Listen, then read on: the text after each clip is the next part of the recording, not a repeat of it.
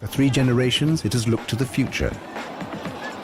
The existence of Unit 731 was only acknowledged in 2002.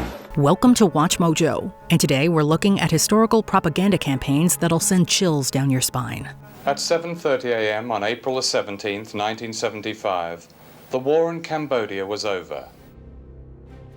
The Four Pests campaign. The repression of the rightists removed all opposition and opened up the way for the Great Leap Forward. The Communist Party was able to do what it wanted without any resistance, because no one dared speak out anymore. Mao Zedong's Great Leap Forward was a ruthlessly ambitious plan to modernize China and pull it into the 20th century. Carried out from 1958 to 1962, Mao attempted to reform virtually every aspect of Chinese life in a forceful, unprecedented, rapid-fire industrialization process. One major element of Mao's grandiose plan was the Four Pests campaign, which targeted rats, flies, mosquitoes, and sparrows. In an extraordinary campaign, Mao identified a new enemy. Sparrows were accused of eating the crops. The Chinese were called out in their millions to prevent the birds landing. As a result, the sparrows died of exhaustion and gave way to a new enemy: insects. Representative of Mao's plan to recalibrate China's ecological order, the campaign was a dismal failure and contributed significantly to the Great Chinese Famine that lasted from 1959 to 1961. The famine is reported to have killed as many as 55 million people in that time. When the train stopped in the station, I saw crowds of starving people stretching their hands through the windows to ask for food. Everyone was suffering from hunger at that time. All those people were fleeing the famine. Children, old people, they all ran around the train to beg food from the passengers. Islamic State recruitment videos. On his phone, 90 ISIS propaganda videos. And it seems for years now we have been talking about men like these, their terror, radical jihad. A disturbingly modern propaganda machine, the Islamic State militant group has utilized social and mass media to great effect since their 2014 rise to global notoriety. Originally employing social media platforms like Facebook and Instagram, the Islamic State propaganda videos are now limited to Telegram, among other more protected sites. Twitter enabled ISIS. Okay? Twitter enabled ISIS.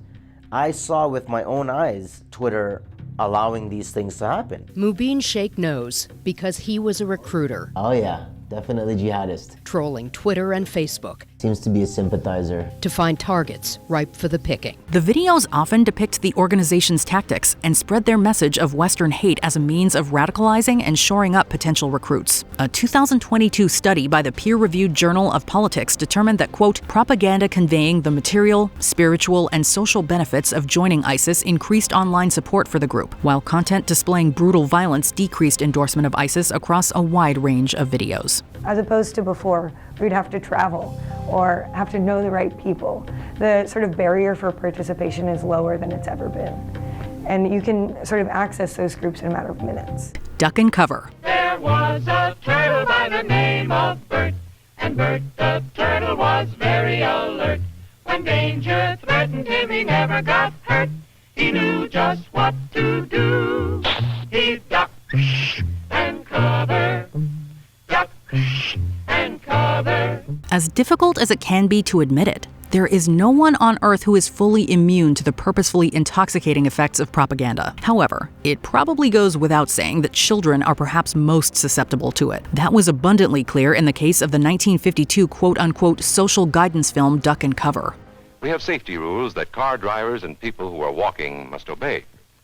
Now, we must be ready. Produced by the U.S. Federal Civil Defense Administration, the 9-minute-long video colorfully provides detailed instructions as to what to do in the event of a Cold War-era Soviet nuclear strike. Although the effectiveness of the titular method has been debated over time, what's inarguable is Duck and Cover's enduring eeriness.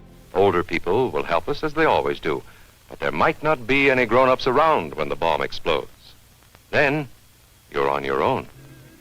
Remember what to do, friends. Now tell me right out loud.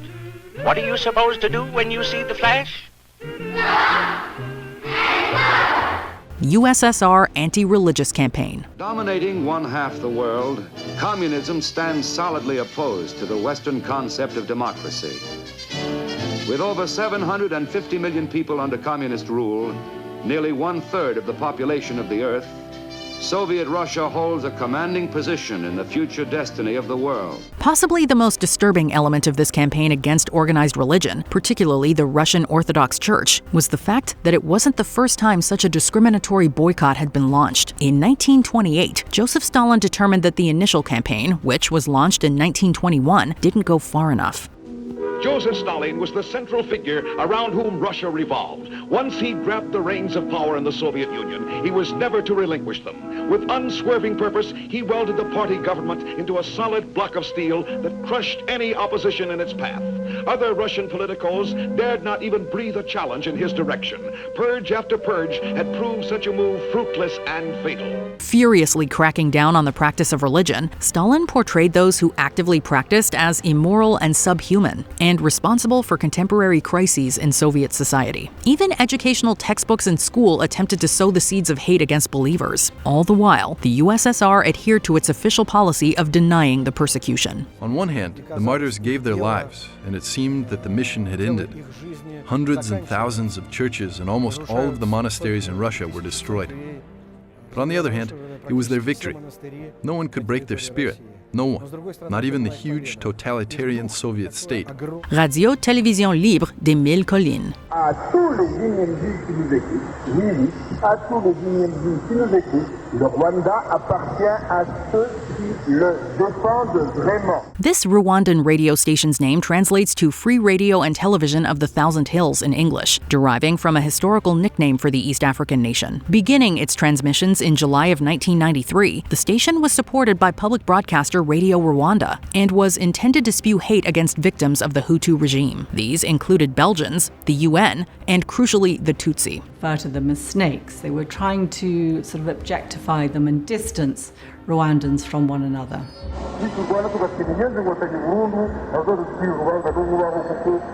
The RTLM benefited tremendously from Rwandans' lack of newspapers and televisions, and its ubiquitous presence was successful in its mission of encouraging violence against Tutsis. The RTLM's leaders were eventually handed down harsh prison sentences for their roles in inciting the Rwandan genocide.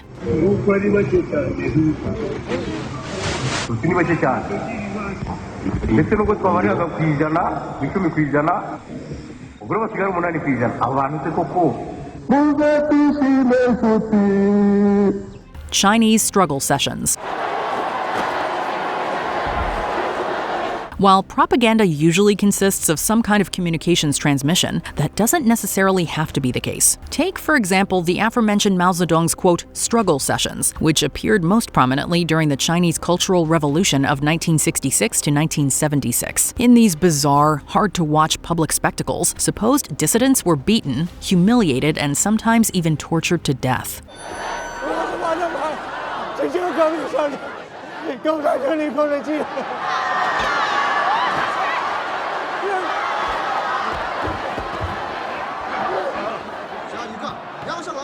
Those subject to struggle sessions were almost always considered to be one of the 5 black categories, which included landlords, counter-revolutionaries, and those with political beliefs considered right-wing. A means of convincing the public that loyalty to the state superseded loyalty to one's peers, struggle sessions were eventually banned in China following the end of the Cultural Revolution. 面对广大革命群众，你老实交代，你是不是精通各种力学？你曾经是我的学生。 Obscuring the true horrors of Unit 731. 苦しい声を上げてました。だから死んだ理由といえば、悶絶 It's very possible that you've never heard of this biological and chemical warfare research facility. Operated by the Imperial Japanese Army in China during the Second Sino-Japanese War, Unit 731 was an atrocity on par with the crimes of Nazi physician Josef Mengele. 何でもできる。日本では許されないようなことができるということも一つの理由でしたけれども、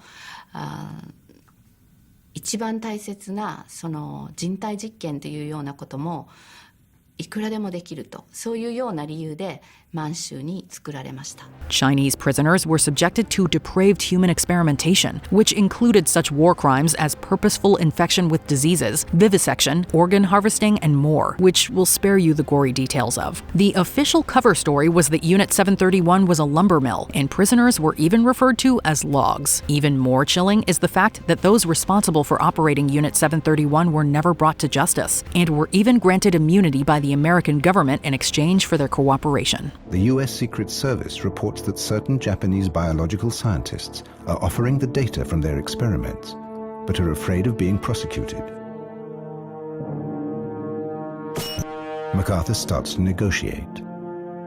He has to stop the Russians getting hold of the scientists and their data. Year Zero. A horror began almost immediately. Phnom Penh, a city of 2.5 million people, was forcibly emptied within hours of their coming. The sick and wounded being dragged from their hospital beds, dying children being carried in plastic bags, the old and crippled being dumped beside the road, and all of them being marched at gunpoint into the countryside and toward a totally new society. Widely regarded as one of the most brutal and inhumane dictators in history, Pol Pot's despotic regime, known as the Khmer Rouge, was directly responsible for the deaths of as many as 2 million people during the Cambodian genocide. As part of his campaign of horrors, Pol Pot and the Khmer Rouge devised the Year Zero political doctrine, which aimed to erase Cambodian culture and history to make way for a supposed agrarian utopia. Books were burned, schools and universities were shut down, and anything that bore the mark of Western society was shunned. Year Zero was perhaps best summed up by Australian journalist John Pilger, who described its ethos as, quote, only work and death. The new rulers of Cambodia called 1975 Year Zero, the dawn of an age in which there would be no families, no sentiment, no expressions of love or grief, no medicines, no hospitals, no schools, no books, no learning, no holidays, no music, no song, no post, no money. Der ewige Jude.